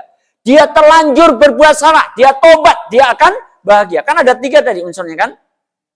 Perintah untuk dilakukan, perintah tentang larangan, kemudian tobat kalau terlanjur berbuat salah. Nah, saudaraku seiman, bagaimana seandainya kemudian kelengkapan aturan Allah itu ternyata yang tiga ini nggak ada. Padahal ini petunjuk kepada Adam awalnya. Adam nggak ngerti bagaimana membersihkan dosanya yang menjadi penyebab beliau dikeluarkan dari surga. Kan karena melakukan salah kan? Dan ini sudah kita tekankan salahnya cuma satu. Halo? Apa Buros? Dikit. Cuma satu. Cuma satu. Dan kalau kita renung-renungkan, kayaknya dosanya dosa ringan deh kayaknya. Gitu. Tapi kita nggak berani menyimpulkan itu ya. Karena kan cuma, saya mengatakan cuma itu bukan mengentengkan ya, bukan ya. Tolong jangan salah paham. Saya tidak dalam rangka meremehkan. Tapi ini adalah sebuah pelanggaran. Pelanggaran atas larangannya Allah. Ya. Maka ibu-ibu rahmatullah dan bapak sekalian, ya, dia dosa sama orang berdosa itu nggak pantas di tempat yang bahagia. Halo? Ya. Orang yang berdosa itu tidak pantas di tempat yang berbahagia. Apa itu? Surga. Walaupun dia sudah berada di dalam surga, ya diusir. Orang bukan tempatnya. Tapi kan sudah kita ulang-ulang. Allah itu pengennya manusia kembali ke surga. Makanya kemudian diberikan syariat. Kemudian Adam berdoa, Rabbana dzalamna anfusana wa ilam taghfir lana wa tarhamna lanakunanna minal khasirin. Oh Ibu kalau, tapi beliau sudah nggak ada ya, Masya Allah. Mudah-mudahan Allah memuliakan beliau. Ustaz. Dulu kalau lupanya dari Sumatera Barat, Masya Allah. Membawakan kajian doa ini, nangis nggak berhenti. Coba Rabbana dzalamna, di situ aja coba. Antum renungkan ya, kita renungkan. Ibu kaitkan dengan hadis yang tadi itu. Innakum tukhti'una bil-laili wan-nahar. Doa itu mendahulukan dengan mengakui Rabbana dzalamna, ya Rabb kami telah mendolimi diri kami. Coba, sementara Allah memberitahu bahwa kamu itu banyak berbuat salah malam hari siang hari, terus gimana coba? Tapi lihat dengan doa itu Allah terima tobatnya Adam alaihissalam. Nah, menerima tobatnya Hawa, ya. Sehingga menjadikan manusia awal ini nanti bahagia. Karena memang tunduk patuh kepada aturan Allah termasuk patuh untuk melakukan tobat, ya. Karena itu adalah sarana yang memang harus dilakukannya untuk menggapai kebahagiaan. Dan itu menunjukkan kebersamaan kita dengan Al-Quran. Karena adanya di dalam Al-Quran.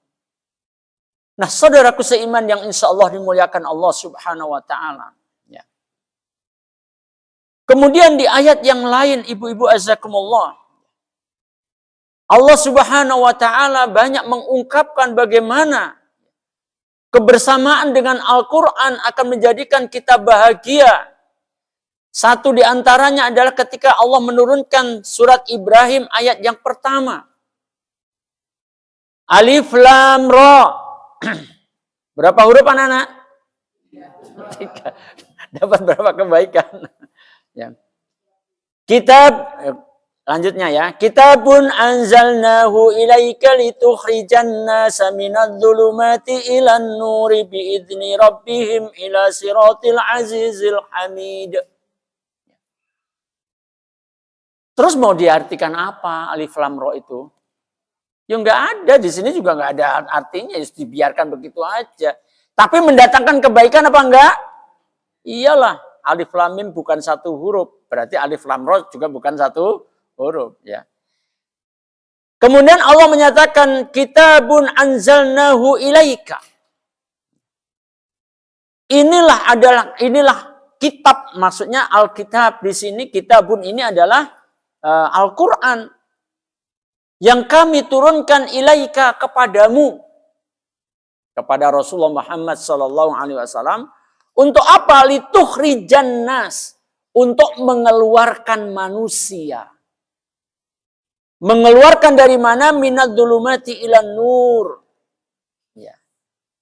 Yaitu mengeluarkan manusia dari kegelapan. Enak enggak sih dalam kegelapan itu? Loh jenengan kalau mati lampu aja cari lilin? Iya kan? Itu menunjukkan bahwa jenengan nggak nyaman dengan gelap. Apalagi tentu gelap di sini bukan gelap fisik duniawi ya. Ini gelapnya jiwa. Ya. Gelapnya jiwa tanpa nurnya Allah Subhanahu wa Ta'ala. Karena tidak berada di atas petunjuk Allah. Maka fungsi Al-Quran itu untuk mengeluarkan manusia dari keadaan yang tidak nyaman, jiwa yang gelap itu untuk menjadi jiwa yang terang benderang. Menuju kebahagiaan. Maka bersama Al-Quran kita akan bahagia. Bersama kitabullah kita akan bahagia. Karena kita yang awalnya dari gelap, gelap bukan maknanya hitam loh ya. Dari masa dipadaknya sepaire dengan Al-Quran kok jadi putih, enggak gitu lah ya. Nah, subhanallah ya, akan menjadi bahagia ya, menuju nur. Tentu semuanya adalah biizni rabbihim ya, atas izin Allah. Inilah kemudian faedahnya pula kita untuk senantiasa berdoa kepada Allah. Ihdinas siratal mustaqim gitu ya. Nah saudaraku, ketika Allah sudah menurunkan kitabnya Al-Quranul Karim, kalau tadi sudah diberikan jaminan siapapun yang mengikuti hudanku, mengikuti petunjukku, mengikuti aturan-aturanku. Ya, apa saja tadi aturan-aturan Allah? Ada 3 golongan tadi. Untuk kita laksanakan, untuk kita tinggalkan. Kalau kita terlanjur salah, kita tobat. Ya. Maka kita harus mengikutinya dengan baik. Kalau tadi kita juga membaca surat Az-Zumar ayat 53 tentang apa tadi? Az-Zumar ayat 53. Orang yang israf dalam perbuatan maksiat, orang yang melampaui batas, diberikan semangat untuk meraih ampunannya Allah dengan kalimat la taqnatu mir rahmatillah. Jangan putus asa dari rahmatnya Allah ya. Dan sesungguhnya Allah berkenan mengampuni semua dosa-dosa. Oleh sebab itu rangkaian ayat itu kalau ibu baca ya, setelah Allah memanggil hambanya orang yang melampaui batas tadi, kemudian diberikan harapan, jangan putus asa dari rahmat Allah, Allah akan mengampuni semua dosa-dosa, maka ayat 54-nya juga kemudian Allah menunjukkan kasih sayangnya dengan memanggil wa anibu ila rabbikum. Masya Allah. Kembalilah kepada Rabbmu. Ya. Karena hakikatnya kalau kita salah itu berarti kita jauh dari Allah. Semakin banyak berbuat salah berarti semakin jauh dari Allah. Tapi apakah Allah membiarkan kita jauh? Enggak. Wa anibu ila rabbikum, kembali kepada Allah. Wa aslimu lahu. Nah, ini perintahnya. Ya. Dan taslimlah kepadanya. Manut sama Allah.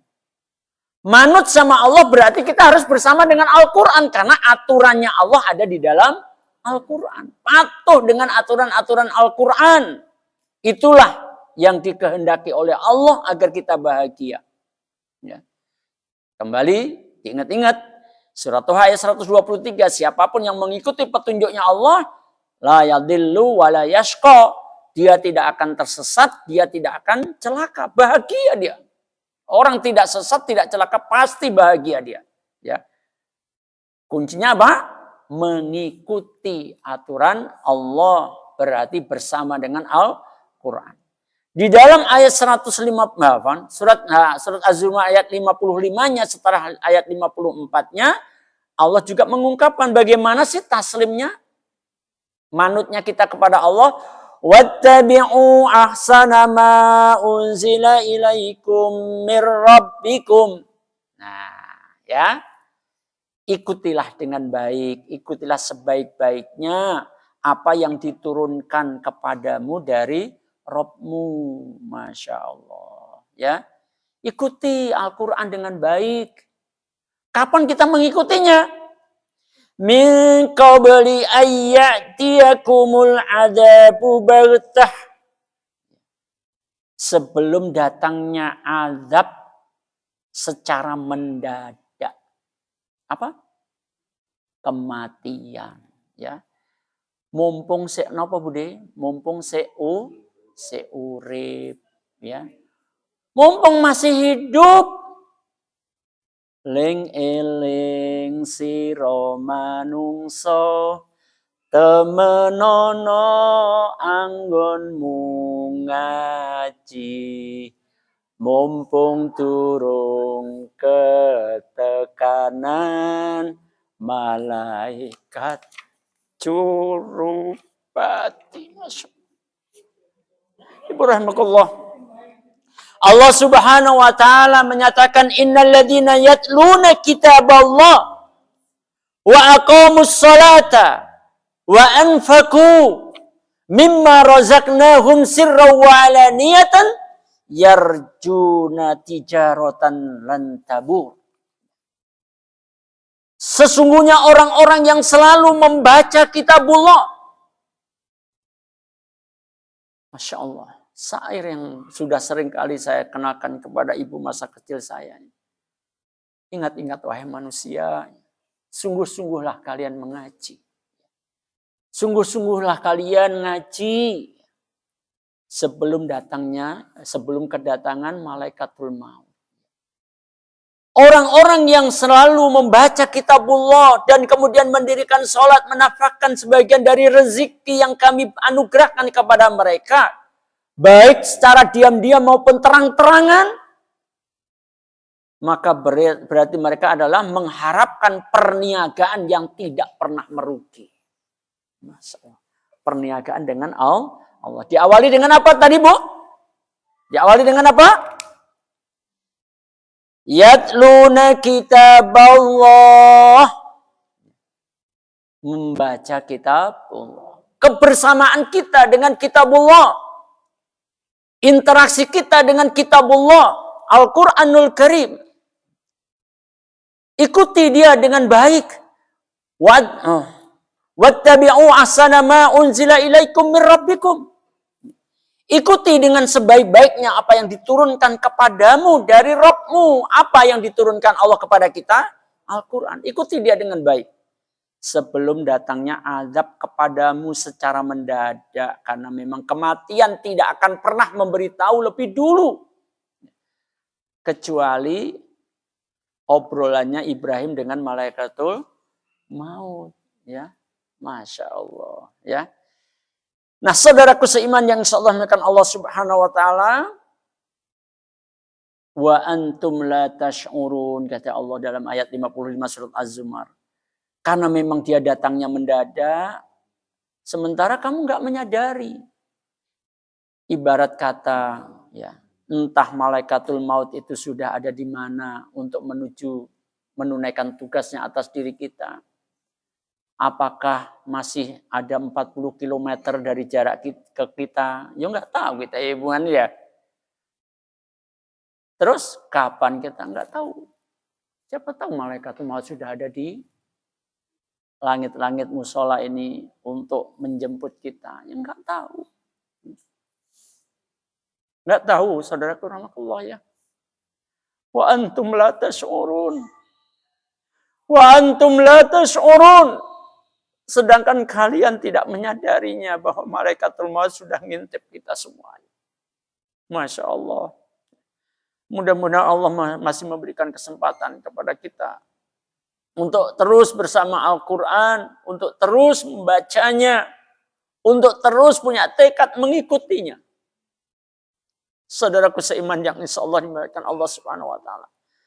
Karena sesungguhnya siapapun yang berpaling dari pengajaran Al-Quran, pengajaran Allah yaitu Al-Quran, maka kita pasti akan tersesat. Sebagaimana Allah menyatakan, wa may ya'shu an dzikrir rahman nuqayyid lahu syaitanan fahuwa lahu qarin. Ini adalah surat Az-Zukhruf ayat 36. Ibu rahmatullah. Siapa yang berpaling dari pengajaran Allah, yang dimaksud adalah Al-Quran, siapa yang gak mau dengan Al-Quran, padahal Al-Quran tadi sudah saya jelaskan akan membawa kita ke kebahagiaan. Meskipun kita banyak dosa, dengan Al-Quran kita bahagia. Apa tadi? Karena Allah menunjuki kita caranya untuk kita bebersih dari noda-noda yang ada pada diri kita. Allah nuntun semuanya di dalam Al-Quran. Ya.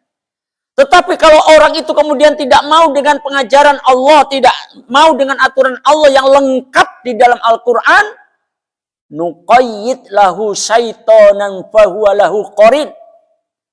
Maka setan itu akan selalu menemaninya. Orang yang nggak mau dengan Al-Quran, aku yakin dia akan bertemankan setan. Bahkan sangat mengerikan. Ketika dia menampik Al-Quran, dia tidak mau Al-Quran, dia jauh dari Al-Quran, wa innahum la yasuddunahum anis sabili wa yahsabuna annahum muhtadun. Wah, semakin mengerikan banget ini. Ya. Sesungguhnya mereka, setan-setan itu akan benar-benar menghalangi mereka dari jalan yang benar. Kita sudah tahu itu. Kita pernah belajar bagaimana iblis dengan bala tentaranya ya, untuk menggelincirkan anak manusia sampai bagaimana?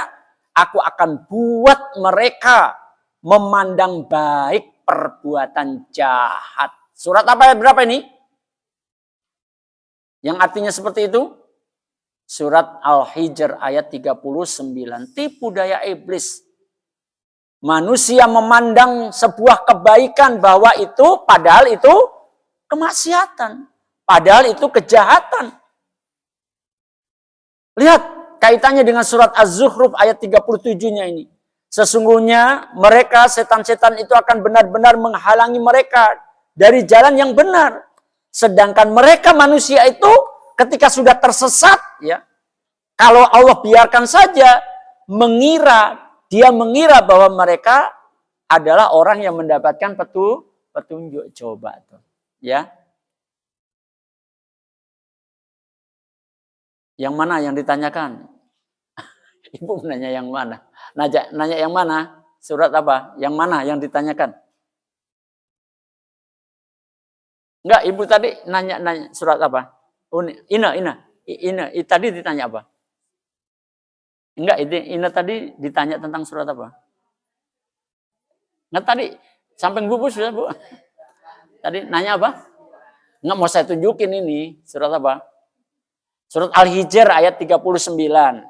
Ya, surat ke-15 ayat 39 itu tentang tipu daya iblis.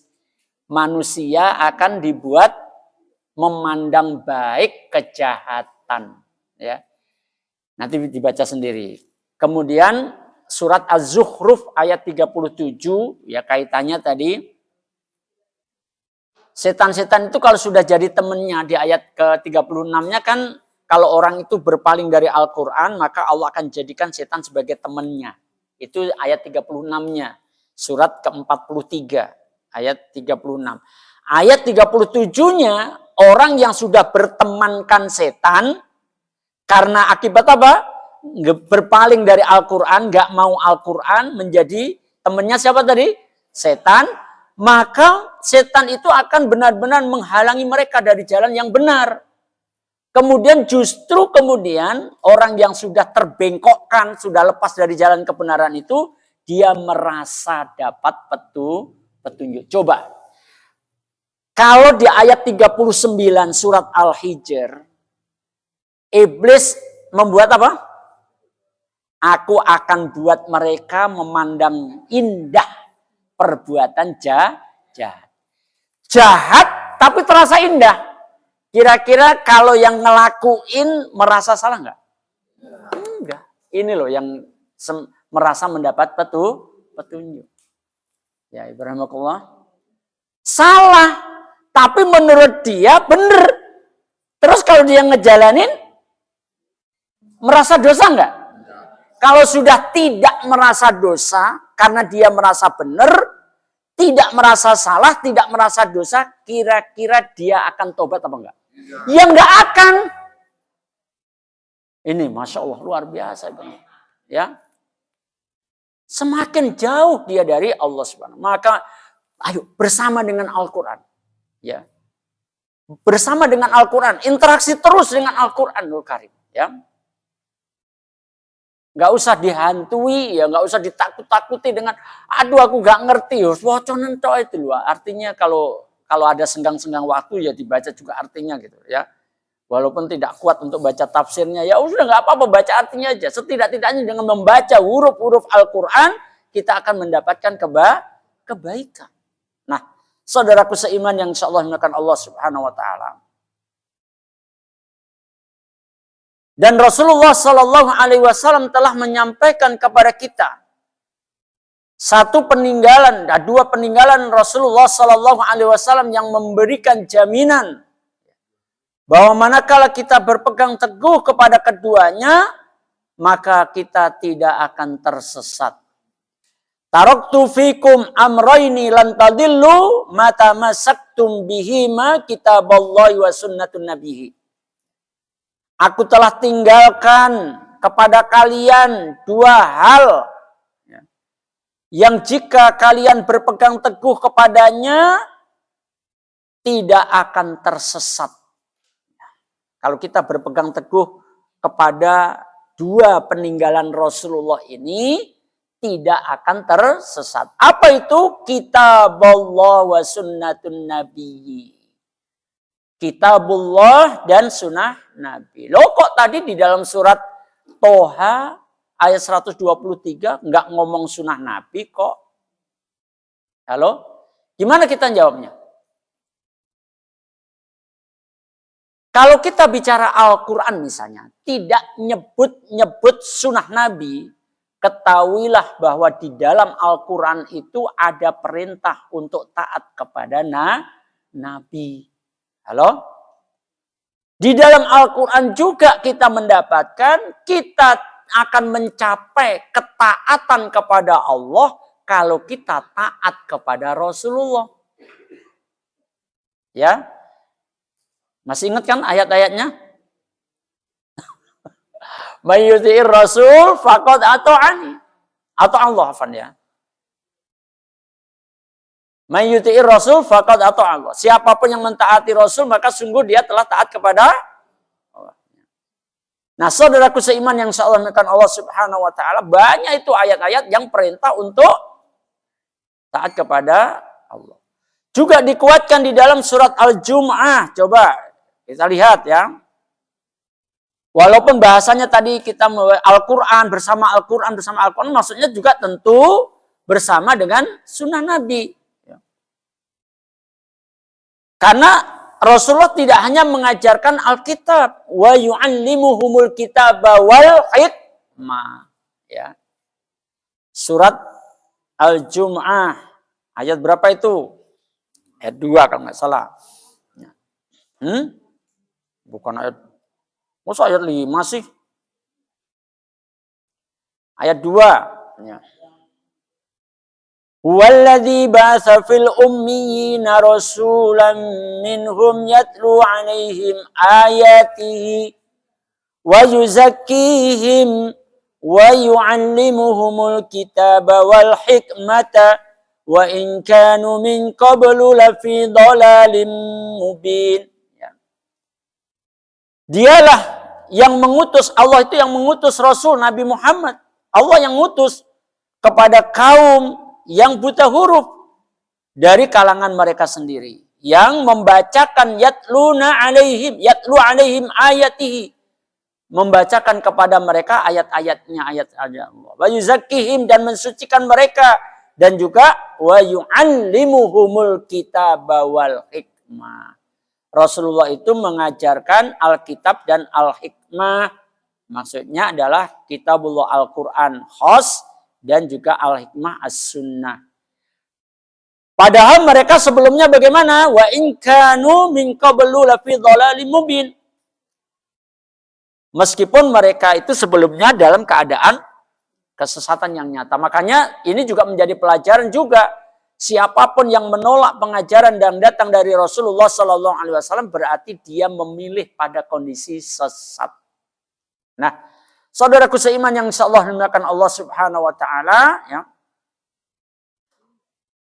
Setelah kita membaca beberapa ayat Allah dan hadis-hadis Rasulullah SAW tadi, maka ketahuilah kebersamaan kita dengan Al-Quran sebagai kunci kebahagiaan kita adalah ketika Al-Quran meminta kepada Allah Jalla wa'ala agar diberikan hak untuk apa? Untuk memberikan syafaat, ya, untuk memberikan syafaat. Sebagaimana hadis Rasulullah Sallallahu Alaihi Wasallam riwayat Imam Ahmad dari sahabat Abdullah bin Amr radhiyallahu anhuma, bahwa Rasulullah Sallallahu Alaihi Wasallam bersabda, "As-siyamu wal Qur'anu yasfa'ani lil abdi yaumal qiyamah." Ya. Puasa dan Al-Quran, amal loh ini, ya. Amal ini, amal puasa kita, amal bacaan Quran kita akan memberikan syafaat. Nah, lihat, ternyata amal bacaan Quran kita, ya, itu akan bisa memberikan syafaat kepada siapa? Kepada hamba, seorang hamba, lil abdi. Kapan? Yaumal qiyamah, nanti di akhirat. Masya Allah, ya. Butuh syafaat nggak? Yang bisa memberikan syafaat itu macam-macam. Salah satu diantaranya adalah amaliyah bacaan Al-Quran. Kalau memang kita butuh syafaat, kemudian Rasulullah mengenalkan bahwa amaliyah bacaan Al-Quran itu bisa memberi syafaat, apa kemudian kita akan menyia-nyiakannya? Tentu tidak, saudara seiman, ya. Kemudian yaqulul siyam, dan kemudian berkatalah asyam, amaliyah puasa itu nanti digambarkan bicara dengan Allah. Ai Rabbi, wahai Rabbku, masyaallah, ya. Mana'tuhu ta'ama syahawata fayasfi'ni fihi. Aku telah menahannya, aku si amalan puasa yang kita lagi kerjakan ini bicara sama Allah, ya. Ya Allah, ya Rabb, ya Rabbku, aku telah menahannya dari makan dan syahwatnya. Maka izinkan aku untuk memberikan syafaat kepadanya. Masya Allah. Demikian juga wa yaqulul Qur'an, dan bicaralah amal Qur'an, ya. Mana'tuhu nauma billaili fasyafi'ni fihi. Aku telah menahan kantuknya di waktu malam dia karena membacaku, ya. Maka izinkan aku untuk memberikan syafaat kepadanya. Maka kemudian Rasulullah menyatakan qala fayasfa'ani. Maka kemudian keduanya, siam dan bacaan Al-Quran, puasa dan bacaan Quran, lalu memberi syafaat. Masya Allah. Demikian juga hadis yang sangat pendek, yang kita sangat mengenalnya. Rasulullah menyatakan, Iqra'ul Quran, bacalah Al-Quran. Kenapa kita diperintahkan oleh Rasulullah untuk membaca Al-Quran? Ya. Karena dia, Al-Quran itu nanti, ya'ti yaumal qiyamah syafi'an li ashabihi. Karena amaliyah bacaan Al-Quran itu akan datang, ya, kepadanya untuk menjadi kepada ahlinya, ashabi, ya, kepada sahabatnya. Kapan datangnya? Yaumal qiyamah, pada hari kiamat. Kepentingannya apa? Syafi'an, untuk memberikan syafaat. Masya Allah. Mustahil kita dianggap sebagai sahabatnya Al-Quran kalau kita nggak mau membacanya. Kalau kita, apalagi kita jauh, kita menjauhi Al-Quran, ya janganlah, ya. Tentu tidak seperti itu. Nah, saudaraku seiman yang insya Allah dimuliakan Allah Subhanahu wa Ta'ala, maka ini menjadi pungkasan dari perbincangan kita, kebersamaan dengan Al-Quran menjadikan kita bahagia. Ya, umur tidak ada yang tahu, tetapi tentu saja tekad kuat harus kita tanamkan, kita tingkatkan, kita bersama dengan Al-Quran karena kita semuanya pengen bahagia. Ya. Wallahu a'lam bishawab, barakallahu fikum. Barangkali ini yang bisa kita bahas pada hari ini, ya, walaupun tidak tuntas, ya, karena juga banyak, ya, Rasulullah itu juga kadang menyebut surat-surat tertentu, kemudian ayat-ayat tertentu, memberikan manfaat tertentu dan sebagainya, ya. Yang jelas itu tentu bersama dengan Al-Quran. Wallahu a'lam bishawab. Sebelum kita akhiri, barangkali ada yang mau ditanyakan, tafadhol maskura.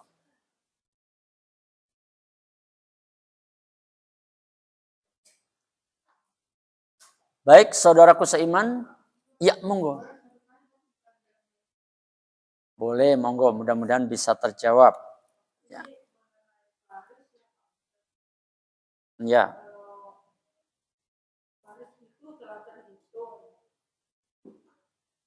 Tiba-tiba salah satu warisnya meninggal. Terus bagaimana cara penyelesaiannya? Sudah terhitung maksudnya apa? Sudah terhitung. Enggak, maksudnya terhitung apa? Enggak. Terhitung itu maksudnya apa?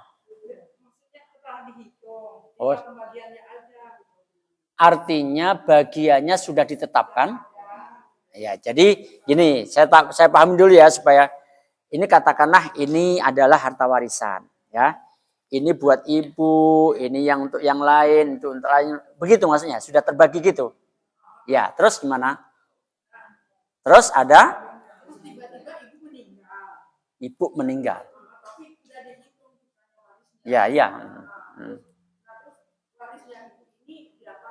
Ya diwaris lagi. Ya diwaris lagi, Bu. Itu Loh iya. Kan gini, ini saya ulangi ya, dari pertama ya. Ini adalah peninggalan bapak. Ibu masih ada. Kemudian dibagi nih. Ini bagian ibu, misalkan ini bagian jenengan, ini bagian saudara-saudara yang lain. Tahu-tahu ibu meninggal. Maka ya harta ibu ini dibagi untuk warisan anak-anaknya. Iya, tapi ingat loh, harta yang menjadi bagian ibu saja. Ya, bukan ini, ya, tapi ini tadi bagian ibu yang harus dibagi. Jadi 2 kali pembagian ya Pak Ustaz. Karena masalah tempat tinggal sama lahan, pertama terjual yang lahan, terus yang kedua tempat tinggal itu di belakangan. Terus tiba-tiba meninggal gitu. Oh, jadi ada harta peninggalan bapak yang belum dibagi berarti. Sebentar. Pertanyaan ini ibu jawab dulu. Ketika membagi waris ketika ayah meninggal, berarti ada harta warisan yang belum dibagi. Karena satu ditempati ibu, ya kan? Mungkin ada kebun yang memang untuk biaya kehidupan ibu gitu ya. Ya tinggal kita hitung aja lagi. Misalkan ya, harta yang belum dibagi itu dibagi seakan-akan ibu masih ada. Ya, seakan-akan ibu masih ada. Nanti akan ketemu bagian ibu berapa sebenarnya dari harta warisan bapak yang belum atau katakanlah disepakati oleh anak-anaknya tidak dibagi dulu lah, masih ditempatin ibu rumah. Dan kebun itu juga nggak usah dibagi dulu karena masih dibutuhkan ibu. Berarti itu kan harta warisan ayah kan. Maka untuk membaginya karena ibu meninggal, ya dibagi dulu seakan-akan ibu masih ada. Rumah yang ditempati nilainya berapa? Kebun yang belum dibagi nilainya berapa? Jatahnya ibu berapa? Nah itu nantilah ketika kan ibu sudah meninggal. Maka itu juga yang termasuk yang dibagi berikutnya. Ya, wallahu a'lam bishawab. Ya. Iyalah. Iya, iya dong. Ya, kan tadi ada yang tertinggal, ya kan? Ada yang memang sengaja belum dibagi, ya kan? Maka sebenarnya kan rumah bukan haknya ibu 100%, ya. Cuma direlakan oleh anaknya untuk ditempatin dulu lah sama ibu gitu ya. Wallahu a'lam bishawab. Ya, monggo.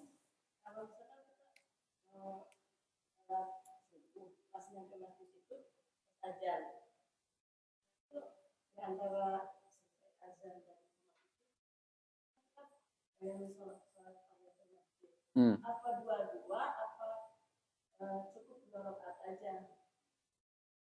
Lihat situasinya, ya. Lihat situasinya. Kadang ada masjid yang memberikan tempo. Di sini nih, ya. Lama banget ini di musola ini, ya. Antara adzan dan iqamah itu lama banget. Ya.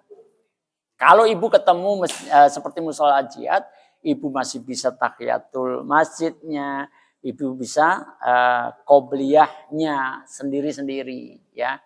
Tapi kalau memang terpepet, ya sudah qobliyahnya dulu, ya. Karena itu lebih utama kedudukannya. Ya bisa tergantung waktunya tersiapkan atau enggak. Kalau waktunya enggak, makanya kalau waktunya kepepet kan ada masjid yang buru-buru banget gitu loh ya. Orang baru datang ke masjid, tahiyat masjid aja belum selesai udah qomat gitu loh ya. Nah, kayak masjid saya juga sekarang udah dirubah khusus untuk sholat duhur dan sholat subuh itu agak lama ya. Karena apa alasannya? Kalau sholat duhur itu karena diutamakan yang 4 rakaat qobliyahnya. Maka memberikan kesempatan untuk jamaah sholat 4 rakaat qobliyahnya. Ditambah kalau dia sholat di masjid berarti 2 rakaat untuk tahiyat, 4 rakaat untuk qobliyah. Lumayan ini. Atau mereka yang sholat sunahnya di rumah. Masih kesempatan 4 rakaat gitu. Subuh juga begitu ya. Ya monggo.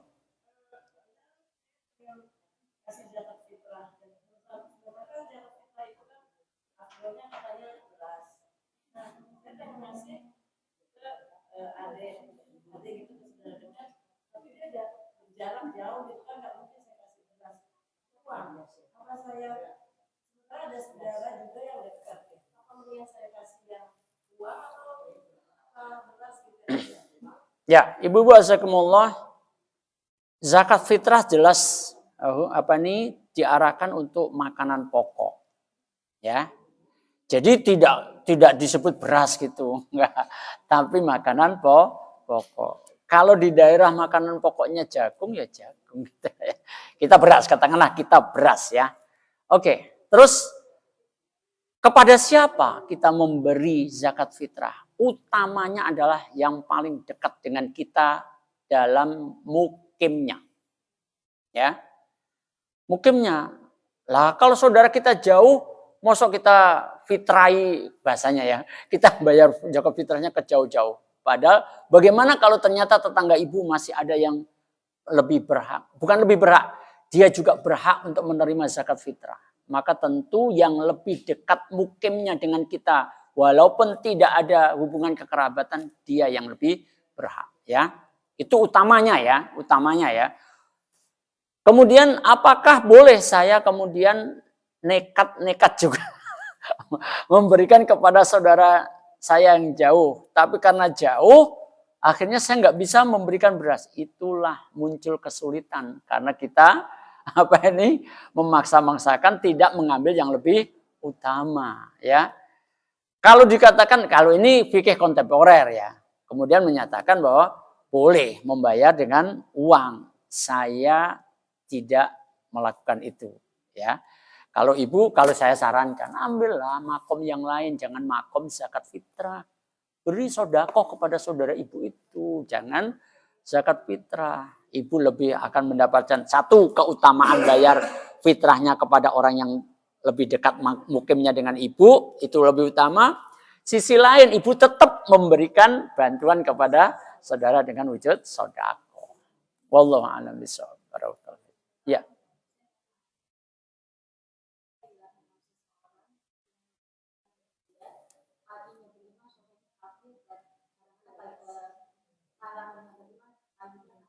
Ya.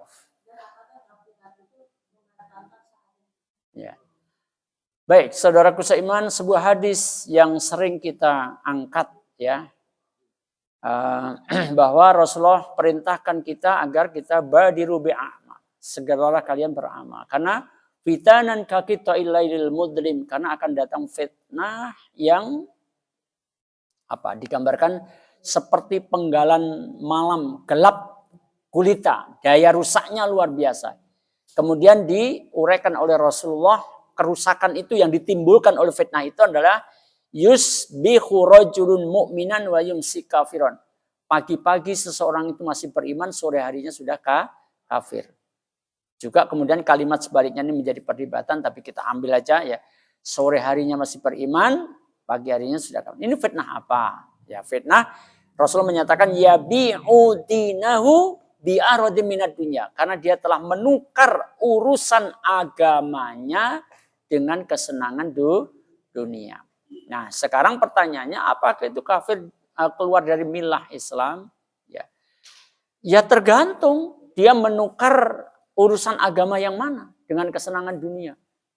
Contoh, Ibu rahimakumullah, kesenangan dunia tentang mempertahankan adat.